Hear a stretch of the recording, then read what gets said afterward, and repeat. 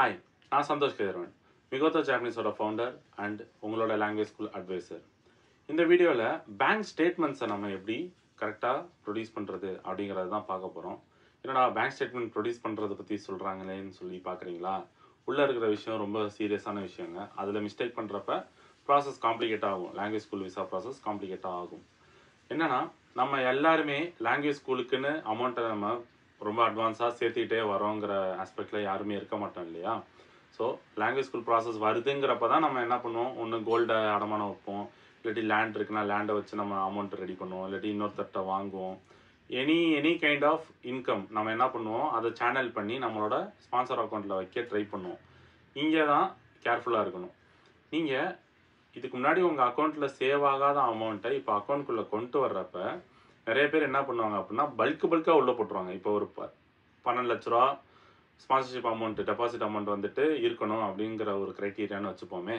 இதில் என்ன பண்ணிடுவாங்கன்னா, 5 லட்ச ரூபா ஒருக்க, அதுக்கப்புறம் இன்னொரு 6 லட்ச ரூபா ஒருக்க, ஓகேங்களா? அதுக்கப்புறம் இன்னொரு பாக்கி அமௌண்ட். இந்த மாதிரி பல்கான டிரான்சாக்ஷன்ஸ் என்ன பண்ணிடுவாங்கன்னா, ஸ்டேட்மெண்ட்டை ஒழுகுற மாதிரி கொண்டு வந்து அக்கௌண்ட்டில் போட்டுருவாங்க.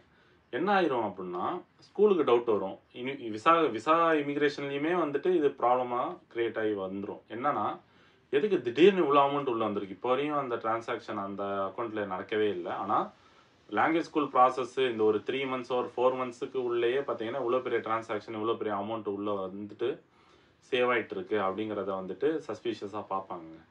ஸோ லாங்குவேஜ் ஸ்கூலுக்கும் சரி, இப்போ இமிக்ரேஷன்லேயும் அவங்க டாக்குமெண்ட்டை பார்க்குறாங்கன்னா, அவங்களுக்கு தேவைப்படுற ஸ்டோரி, அப்ஸ்ட்ராக்டான ஸ்டோரி என்ன அப்படின்னா, கொஞ்சம் கொஞ்சமாக அமௌண்ட் சேர்த்துருக்காங்க.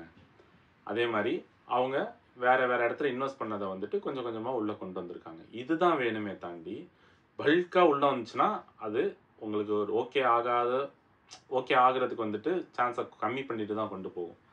இப்போ இதுக்கு என்ன சொல்யூஷன் அப்படின்னு பார்த்தோன்னா, நீங்கள் ஒரு அமௌண்ட்டை பல்கான அமௌண்ட்டை அக்கௌண்ட்குள்ளே கொண்டு வரணும் அப்படின்னா, ரெகுலர் இன்டர்வல்ஸ் இல்லாமல் random intervals and random amounts, சரிங்களா?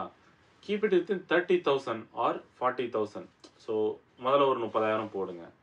கொஞ்சம் கேப் விட்டுட்டு, கொஞ்சம் கேப் இன் தி சென்ஸ் ஒரு வாரமோ இல்லை 1.5 வாரமோ கேப் விட்டுட்டு திருப்பி ஒரு 45,000 போடுங்க, ஓகேங்களா? அடுத்து இந்த மாதிரி சின்ன சின்ன அமௌண்ட்டாக போட்டு கொண்டு வந்தீங்கன்னா உங்களுக்கு கொஞ்சம் கிராஜுவலான சேவிங்ஸாகவும் காட்டும். அதே மாதிரி உங்களோட அந்த டாக்குமெண்ட்டில் இருக்கக்கூடிய அந்த ஸ்டேட்மெண்ட்டும் பார்த்தீங்கன்னா கொஞ்சம் க்ளீனாக இருக்கும் பார்க்குறதுக்கு. திடீர்னு இவ்வளோ பெரிய அமௌண்ட் வந்துச்சுங்கிற மாதிரி ரொம்ப ஒரு 5 டிஜிட்டில் வந்துட்டு உங்களுக்கு வந்துட்டு சேவிங்ஸ் இருந்துக்கிட்டே வந்திருக்கும் ஒரு குறிப்பிட்ட லிமிட் வரையும். திடீர்னு 6 டிஜிட்டுக்கு போயிருக்கும்.